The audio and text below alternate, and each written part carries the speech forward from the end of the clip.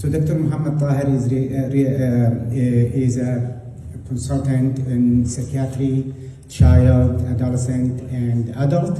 And he's been here a little bit, few months before me, since 2010 in UAE. We joined the same school in USA, which is Columbia University. And it's by accident I just got to know him when he's here in UAE.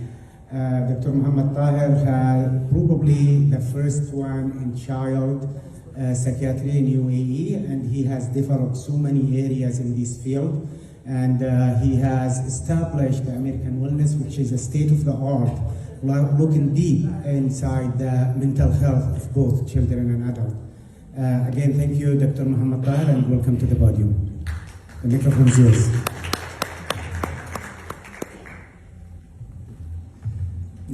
Thank you very much for the generous introduction. I am very much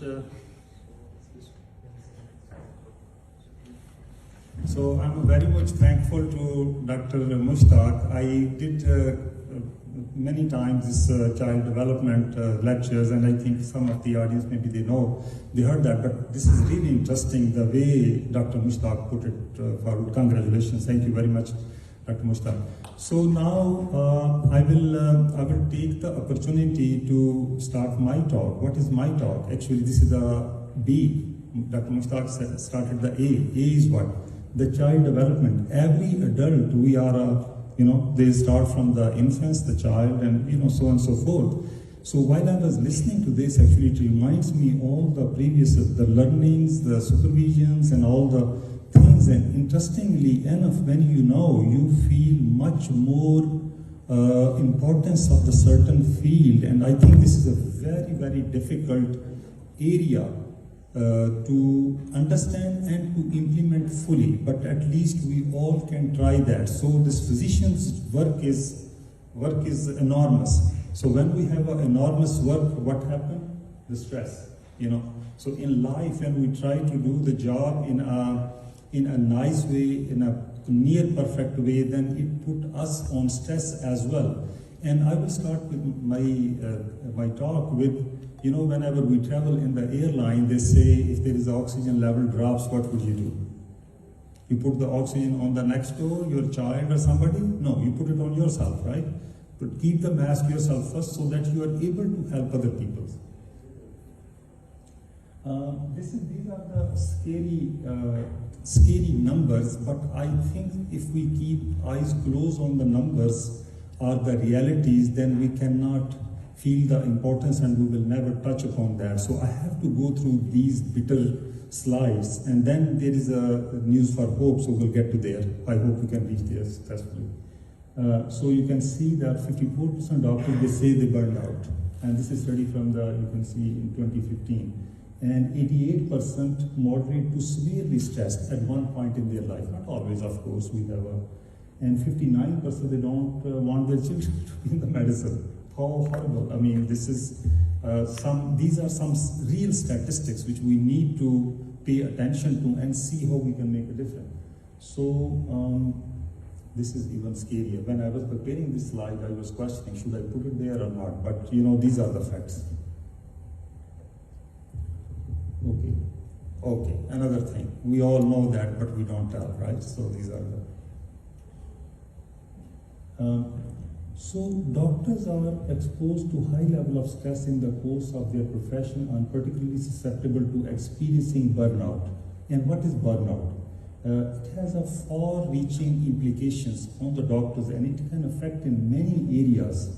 For example, source of stress in medical practice may be range from emotions arising in the context of patient care to the environment in which doctor practice. So when we see doctor as a human being, I think it will solve half of the issue, because the doctors need to, I think, throw the badge of macho man away. We are not a macho man, we are not exception. We are a human being, we are carrying the blood, flesh, and the brain, and all the emotions we have. So we need to understand that and accept this. The soldier is good to be brave, but you need to take care of yourself and know your strengths and weaknesses. So the extent of burnout may vary depending on the practice settings. Specialty and changing work environment may be helpful. Understanding dynamic risk factors associated with burnout may help us develop strategies for preventing and treating burnout. For example, there is a later slide which will show, like, the profession-wise, there is a degree of stress, burnout, and the mental health issues, even the suicide. Certain disciplines in the medical field, they are high risk for the suicide as well, and these are the across the board studies which have been accepted by many researchers. Okay, so awareness is growing. This is a good thing that lately in the last couple of decades, I mean, gradually, slowly, we are reaching to the point where we started realizing the physician can also get stressed. This is the good news, but still we did not reach there yet. I think we need more and more work need to be done in this direction. So up to 40% of doctors, because most of the studies we have in US, I wish we should start doing more studies here as well in this area, experience symptoms of emotional, physical and psychological burnout. 40% is quite a big number. And approximately 1/3 of physician reports experiencing burnout at any given time. And it's studies from the US, and I can understand the system during the residency program, and even after finishing the residency, I mean, the work, nature of the job and the working hours and the working conditions and environments, they are all adding up to create this stress and the problems in the physician's life. So as a matter of fact, doctors are 15 times more likely to burn out than professionals in any other line of work. Maybe you all remember, but I remember 25, 30 years ago when we were becoming doctors, we were valued as a hero. We were valued as most smart people. The doctors are what, everything. But now I realize the statement, they say the uneasy lies the head wears the crown. So on the one hand, we are being appreciated and we are being, valued and all these things, but it put us overt and covert stress and responsibility on us to perform. Because if somebody is in another profession, whatever they are doing, I don't minimize that, but the implication will not be that much as compared to when physician is taking care of one patient, and this one patient is not only one, it's the whole family. You can take example of surgeons, you can take example of the cardiologist, you can take example of the psychiatrist, suicidal patient, mental health issues. One patient can make the whole family, even the extended family, suffer. So this sense of responsibility and the eager to perform well and to be perfectionist, I think this is the much more stressful than in any other profession. So for example, I still remember during the residency, one of our residents was saying, oh my God, when there was a lecture on the suicide, and they were saying that after seeing the patient to you, and many times the patient visited the psychiatrist and within 1 week they committed suicide. So this is very, very stressful. One of our residents at that time was very, very stressed, and they were saying, oh my God, what should we do? And then how we should screen properly so that it doesn't happen. And there was a study, I think 28 days after many of the suicides, they have seen the psychiatrist in the last 28 days, 4 weeks before. So we were putting more and more stress into that, how better you can screen, how you can do the examination, how you can go for the collaterals and all other information so that you can avoid that and recognize early so that it doesn't happen. But unfortunately, it still happens. Okay, this is a little bit dim slide, and you can see that, and I think this is purposefully left dim because this is a very scary slide. You can see that physician suicide by specialty. You don't have to memorize, but you know that anesthesia. Many reasons. I think there was some comments on that. They were saying because of the gases and something. This is one reason. Another reason is because what anesthetists do, Dr. Raffer probably knows, they are sitting beside the patient because the surgeon is performing, they are busy, and they are just sitting watching on the level going up, level going down, level going up, level going down, and push the propofol or something or whatever. So they have nothing to do for the 1 hour, 2 hour, 3 hour surgeries, and it's very stressful. They are keeping an eye on the ventilator, and so anesthesia is the top one, and then there's the surgeon. Then emergency medicine is very, very stressful, OBGYN, and then come the psychiatrists, more or less in the middle. But I think these numbers are changing. They are going up and down. family medicine, radiology, pediatrics, and medicine. Okay. What are the few risk factors or the reasons noted to be causing the stresses in the physician? For example, length of training and delayed gratification. This study is also, I think, in the US. I think he's using the US paradigm, because over there almost it takes 11 years to get the training and after the high school to become a licensed physician and to start practicing. And it's a very long, tedious course, especially the residencies are very well known for causing a lot of stress and a difficult period of in a physician's life. Limited control over the provision of medical services. The long working hours, enormous workload, imbalance between career and family, feeling isolated or loss of time to connect with colleagues.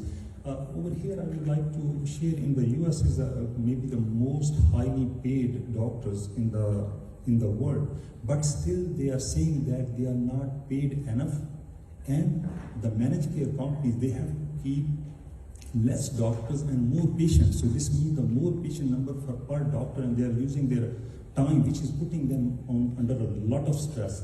And the managed care, the managers, they are complaining that for the revenue, the finances and everything, and the doctors are complaining of the such. So there's always tug of war. And I think the professionals and the businessmen and the people need to think about these things, that the doctors can perform much better if they are not that much stressed, or they are at least, I mean, we can say that the mild to moderate stress is okay and it is productive. From moderate to severe stress can cause mental health issues and the problem and decrease the productivity. So, the financial issues, the grief, guilt about patient death, unsatisfactory outcome, insufficient protected research time and funding, sex and age-related issues, inefficient and hostile workplace environment, pressure from the above performance and the patient's demands and so on and so forth. Setting unrealistic goals. It's okay. You cannot do 100%. You are not a perfect. It's okay to accept that. Yes, you do your best and then leave it up to the superpower. So professional stress, serious manifestations can lead into physicians' poor judgment. How risky this is. If this happened to, we're all taking care of the human lives. So it can lead, in a severe stress, it can lead to poor judgment in patient care and decision making, and even hostility towards the patient. Some of the doctor, I have seen one physician, he was seeing me for some related issues, and they were saying, so at the end of the day, I feel very angry. What is this? I have seen 30 patients. I said, come on. I start feeling angry after 20 patients. You are seeing 30 patients.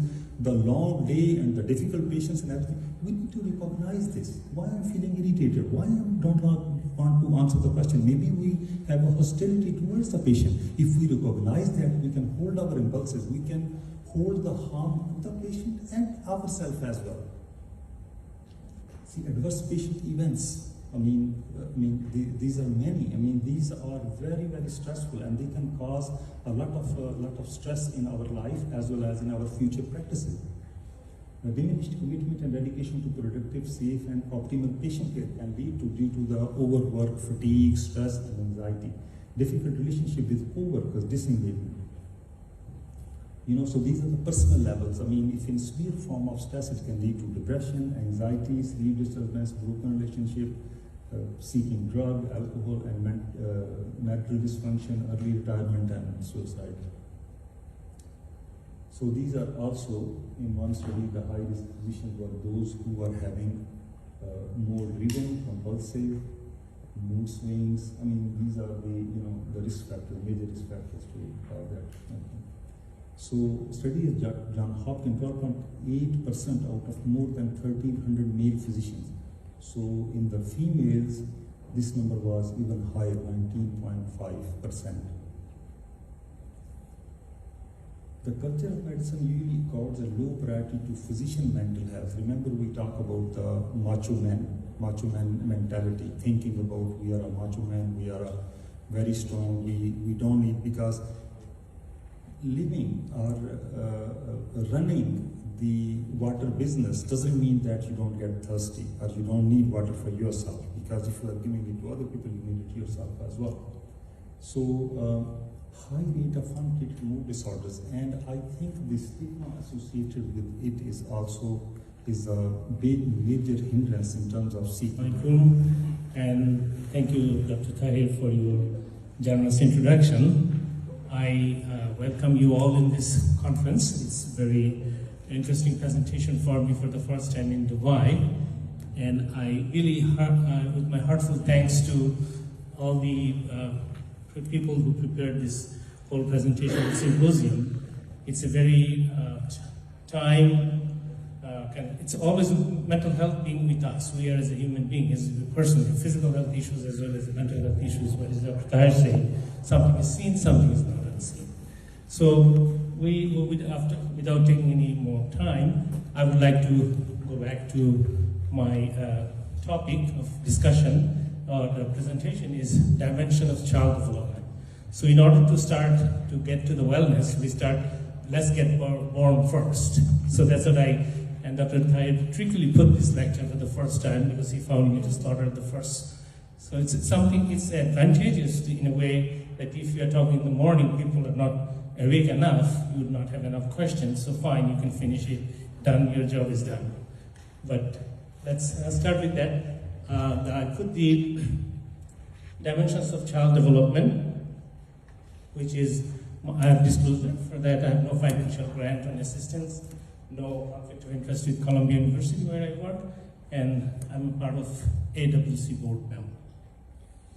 So what we are trying to learn from this discussion, I want to put in a very simple presentation in a way that all our professional colleagues and other people who are here in this conference can understand that what is I'm trying to present. So just get a sense of broadening the knowledge about the child development. So identifying the important role as a parent, as a caregiver, as a clinical provider, teacher, member of the society to foster a healthy, safe environment for every child to grow, help, then become a productive citizen of the society. Recognizing and also we try to find out when there's a hardship, what that can bring into a child's life and how that can affect the wellness in the future of their own lives. So in a broader spectrum, the development is a big spectrum. It starts and it ends, but it continues. It's just from the beginning to the end, just it goes. It's just keep developing. It never stops. It's a dynamic process. But simpler way to understand the child development is about, we conceptualize in ways more of a biological, psychological, and emotional changes that take place from infancy, and you can see it goes adolescence and then just ongoing. And the periods of development, in order to put it in a more structural understanding, we kind of, clinically, they're divided into prenatal period, from conception to birth, and then infancy and toddlerhood up to 2 years, and then go early childhood from 2 to 6 years, and then middle childhood from 6 to 12 years, and adolescence 12 to 17, that I will stop at that level, and this is a very challenging time of many children in the society to find their place. So, domains of development, we can look into one of the domain would be just a physical, like how the growth, the body proportion, sizes, appearance, motor development, function, physical health-wise. And the cognitive domain, what remains within a person, that the intellectual capacity, the abilities of attention, memory, this language, all the skills come from there. And the other one is social and emotional, which is individual and then surrounded by the society and how they interact with the society and what they learn from there, how they integrate their learning into their own lives. So these are very broader categories. But each category, if you look into the cognitive domain, is a whole book is there for that. And it's endless. It keeps going on. So for the simple understanding, these are the basic domains that what we put the frame structure. So, the development always goes into various concepts and theories, and the researches people had worked on. But if you look into the time period of 6th to 15th century, the medieval period, children treated as adults. They were placed as kings. They were tried as an adult. They've been hanged. They've been given work to do. So that's that concept. It's more of a historic way how the children and their development seen into and integrated into society seen is the way. The 16th century was more of a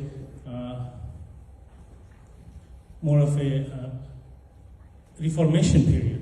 It's more of a religious kind of view was taken at that period of time. And then comes to the 17th century, when there's a shift from the changes that you can see that John Locke, who believed is a tabula rasa, meaning a child is born with a clean slate. The slate is clean, and over the lifetime period, to becoming an adult and on subsequently, the scratch has been put in the slate, meaning everything gets integrated into that, how it's drawn and how it's made.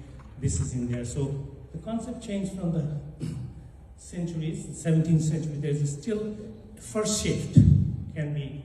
In the 18th century, there a little bit of rationale came into that, why and how. That's why they call it Jean-Jacques Rousseau, was Age of Reason children by noble savages born with an innate sense of morality. So basically, the ideas of stages of development came from there. 19th century is more of a philosophical concept of Charles Darwinian thing.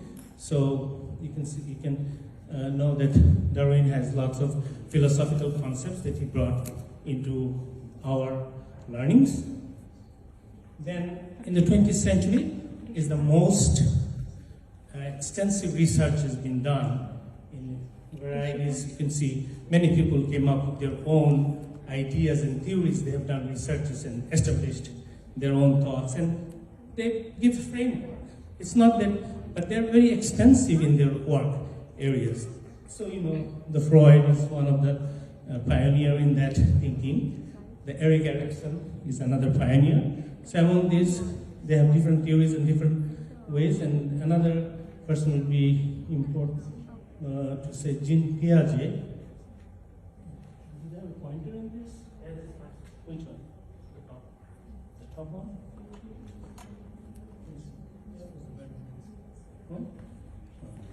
So you can see Jean Piaget.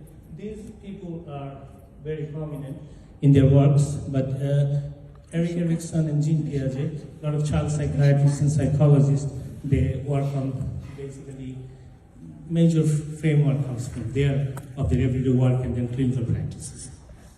Then goes to why we see the growth and development. As I said earlier, the growth is one area that where is the mostly physical kind of growth has been observed, and the development what we take is more of a emotional cognition and other skills.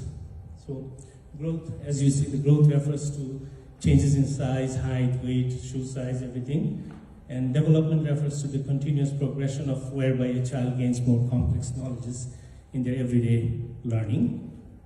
And then developmental milestones, the more of our pediatrician colleagues are more involved into that, looking into their set of functional skills or age-appropriate specific tasks that children in general can perform at their specific ages. But one thing is to remember that every child reaches the stages at his or her own rate. Whatever the milestones we put, it may fit or may not, but that's the only framework that we work on that. So the science of early childhood development is most of the research is looking into the neuroscience research is looking into the brain development. And if you can see here that even though the -4, 7, this is the area, the 1, 7, 5, 6, these are the prenatal, and at the concept age of when the conception starts. So like the first trimester, the whole neural crest and all developments, as you know, the neurologists know, this starts right after birth within the first 4 weeks, and it continues. But the significance of this slide is that if you can look into the first year that what goes into the neural connectivity in the brain is these sensory pathways like vision and hearing, then language, and higher cognitive functioning. All get very interconnected. All the neural activities goes very fast and very extensive way at the first year of their life. That's one of the most important things to understand as a developmental psychiatrist or a pediatrician, or as well as the human development as far as it goes. So brain builds over time from the bottom up. So basically the connection starts, and then constructive ongoing process that begins before birth, as I said, and continues into the adulthood. In the first few years, this is one of the important areas of life, more than 1 million new neural connections are formed every second. So you can see how extensively the development starts in the neural level in the brain. So they go rapid proliferation, connections are due, and then as they grow, the proliferation starts getting more precise, and the process gets reduced called pruning, so the brain starts to become more efficient in functioning. So sensory pathways like basic vision and hearing are the first to develop, followed by early language skills and higher cognitive functions. This continues to grow as the brain starts built from bottom up. So how experiences build brain architecture? We can see a short video here that will explain you to see this kind of understanding. So,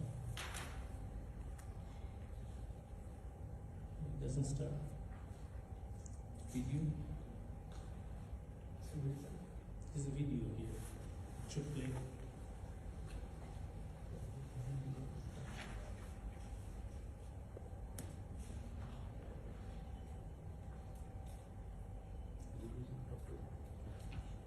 Where is the word that we should have used?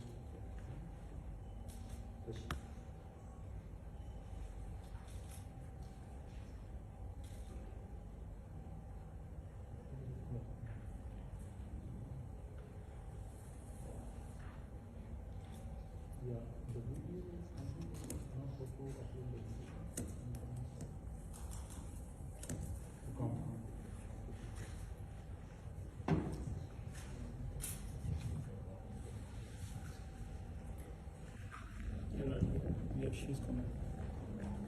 She left.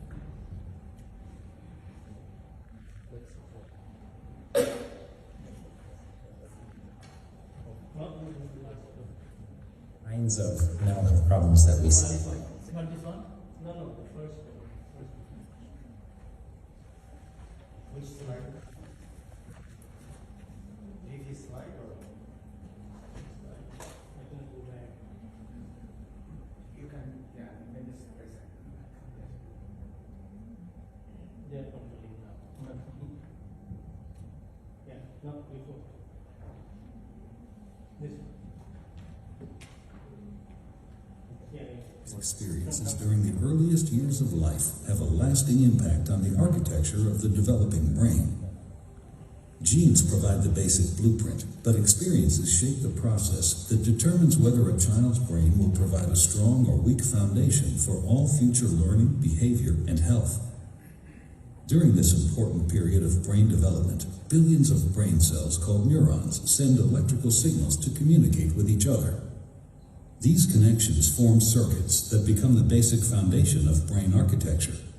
Circuits and connections proliferate at a rapid pace and are reinforced through repeated use. Our experiences and environment dictate which circuits and connections get more use. Connections that are used more grow stronger and more permanent. Meanwhile, connections that are used less fade away through a normal process called pruning. Well-used circuits create lightning-fast pathways for neural signals to travel across regions of the brain. Simple circuits form first, providing a foundation for more complex circuits to build on later.